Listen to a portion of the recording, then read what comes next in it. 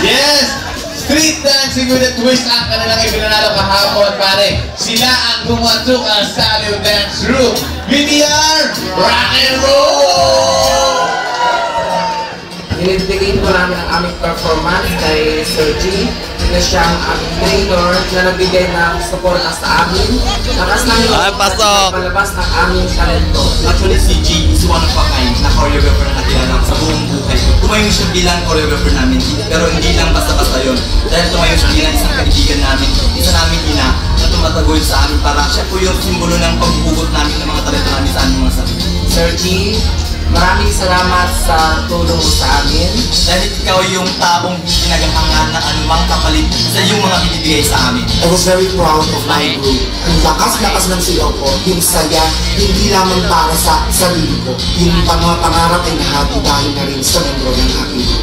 Wala nang sasarap pa o sasaya pa sa kapiramdam na nare-recognize at appreciate yung pagod at tulong na ibinigay ng sa ibang tao. Lalo-lalo na sa mga tao yung malapit sa puso. Pasok. My father says that children keep growing, rivers keep flowing too. My father says he doesn't know why, but somehow or other they do. 100 million miracles are happening every day.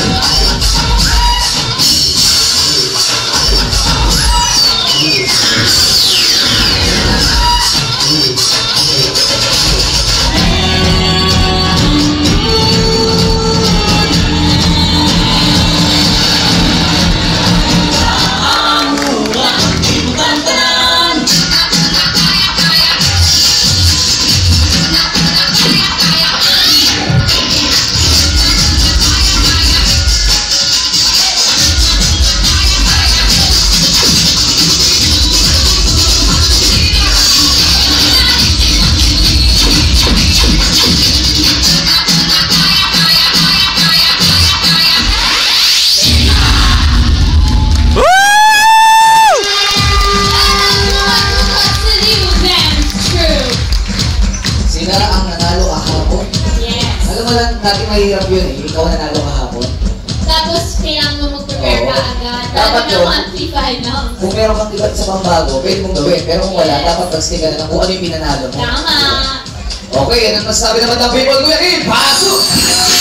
Para people! Bago kayo magpapagod ng people, ito ang sumunod na present sa mga nagkakanta ang mga nanay sa mga people ng ngayon.